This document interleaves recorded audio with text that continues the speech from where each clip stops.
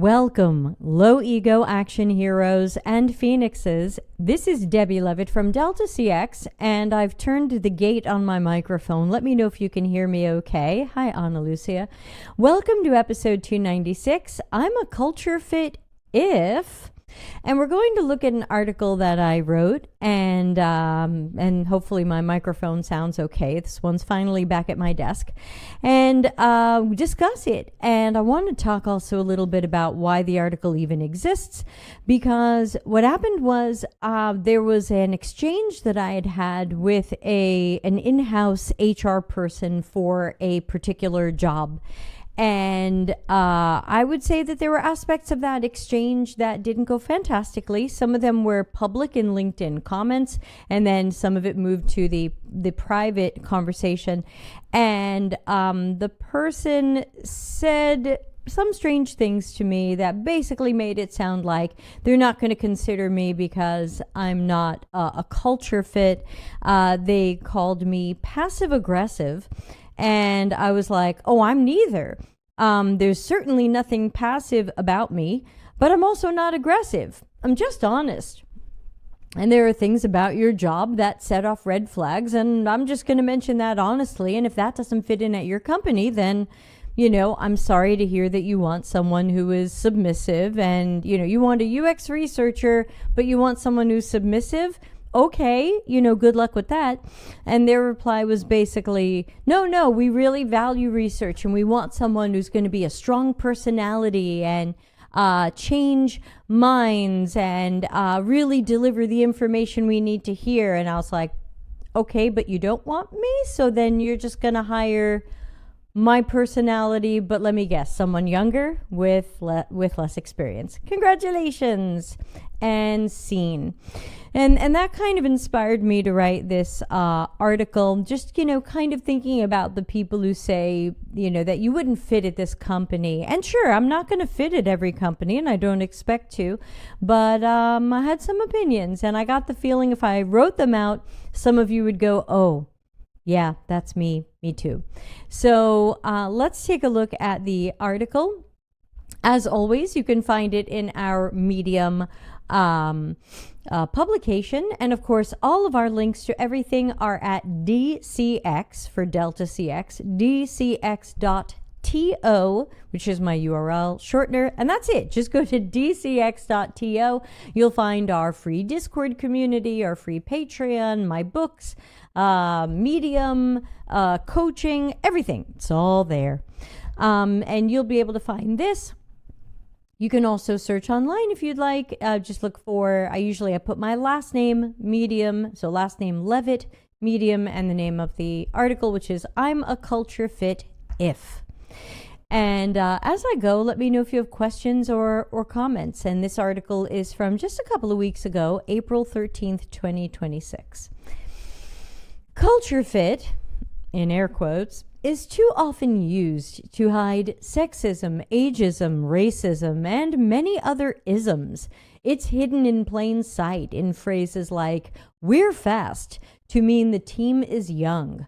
It's more overt when job applications ask for your age, high school graduation year, or if your gender now matches what's on your birth certificate. Let's be honest and blunt, as we usually are in this publication. And if this is also you, hello cousin, I see you. I'm a culture fit if you're not ageist.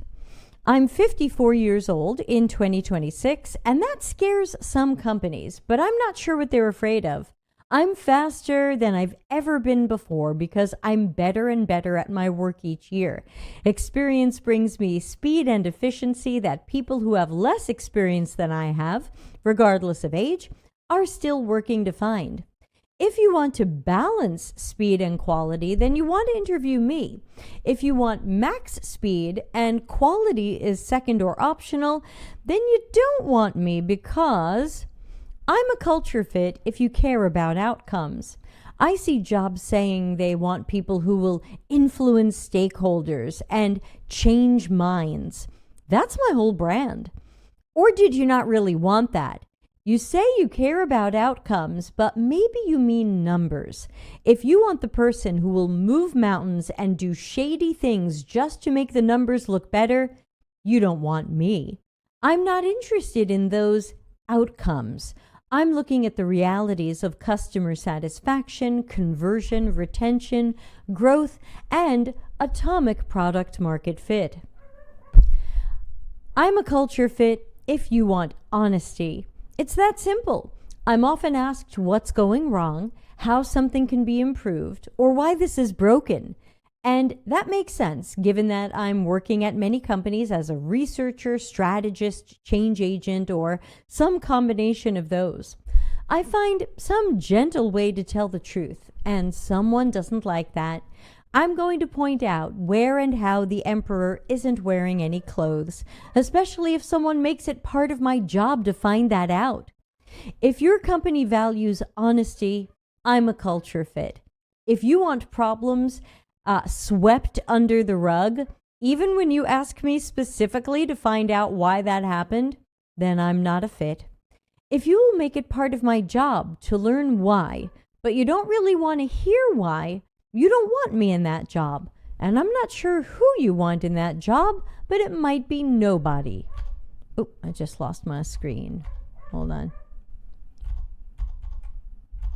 I accidentally did a multi-finger swipe on my trackpad and lost my whole screen. I'm a culture fit if you want a strong person who's good at influencing evidence-based decisions. Yep, that's me. Or will you call that person annoying, not a team player, aggressive, passive-aggressive, blocking innovation, a bitch? If you genuinely want that person, that's me. And I have plenty of work stories to back that up. I find and solve problems. I provide information teammates and leaders need to make better decisions, fail less, and succeed more. I am a culture fit if you want critical thinking. That's my brand. Thinking critically, taking time to do good work well, getting work done thoughtfully, amplifying the good, and questioning the less good or the bad. I'm a culture fit if you want an innovator. Companies love to say they want someone innovative. Candidates love to say that they are innovative. Do you ever ask in interviews how someone has been innovative? Innovation is more than, we took what Airbnb was doing and we tried it at our company. Nope. You need examples of when you led, not when you followed or copied. I have those stories. I can innovate even without a scripted, scheduled workshop telling everybody to be creative right now. I was awarded a patent in March 2025. I'm your culture fit. I'm a culture fit if you really want someone comfortable with ambiguity. I can tell if someone's not comfy with ambiguity when they want to know more about the ambiguity. The ambiguity will not be clear.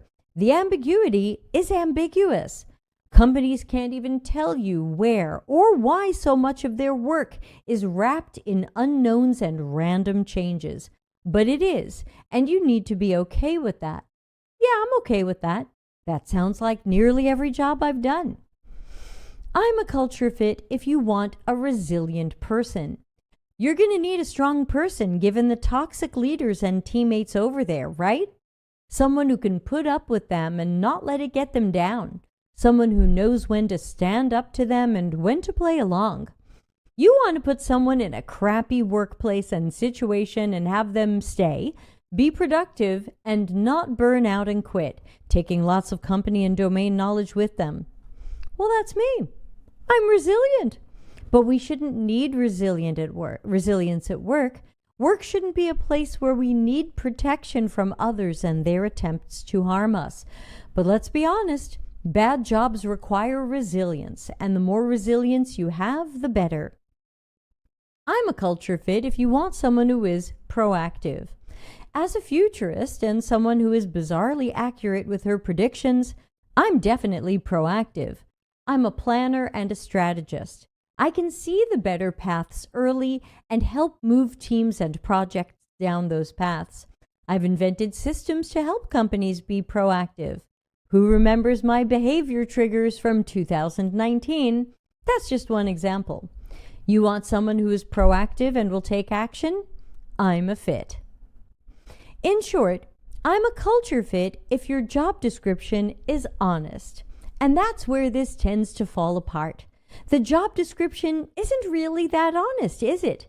It's setting me up for the HR poster of the workplace, not the realities of the toxic leaders, lack of strategy, burnout, and unethical race toward anything that improves metrics. Because if you really wanted what the job says you wanted, you'd want me, and so many other well-qualified, nice-to-work-with people. I'm not a culture fit if you want ex-Google or something like that in my LinkedIn tagline. If you were hoping for someone fired by a famous company, that won't be me. Or maybe you want someone who quit there or was laid off from there. Sure, I understand golden resume company names and how that can change the perception of a candidate. But some of those jobs require you to sell your soul to an unethical company or project. If you want the person who's happy to sell their soul or has no soul left to be sold, that won't be me. I and many fast, talented, strong, experienced people like me are available for full-time, contract, and freelance work. Hire us. And that is today's article. If there's any questions or thoughts or disagreements or commentary, let me know. But that's what I wanted to share with everybody today. That article did get some nice comments from people who said, oh, this is me also. So just a little article to tell everybody you're not alone. So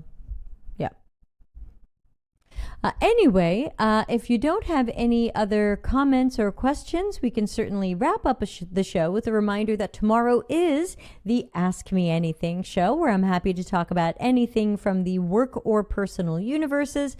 Check dcx.to for all of our links. Oh, I've got a new link I have to remember to add there. Let's make a note, dcx.to.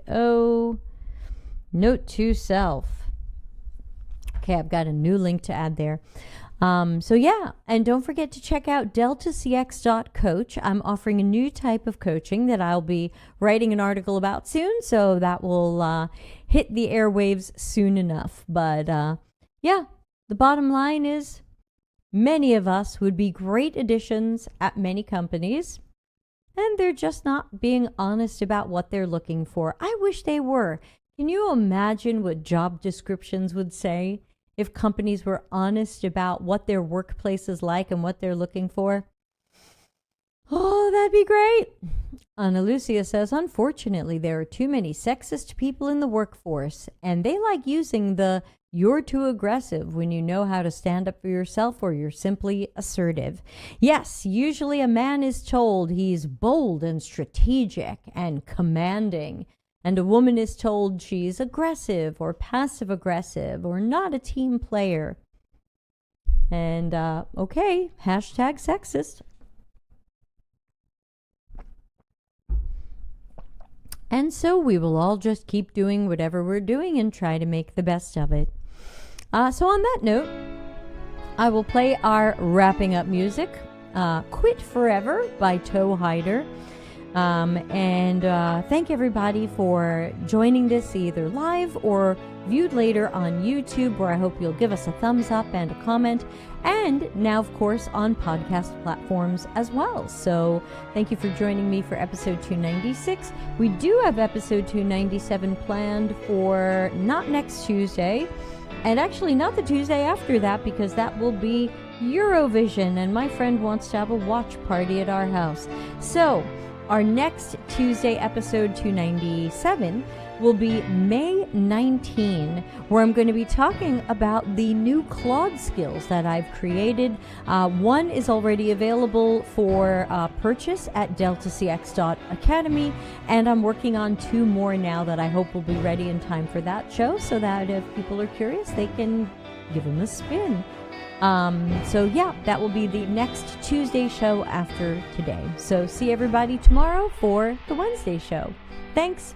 Bye.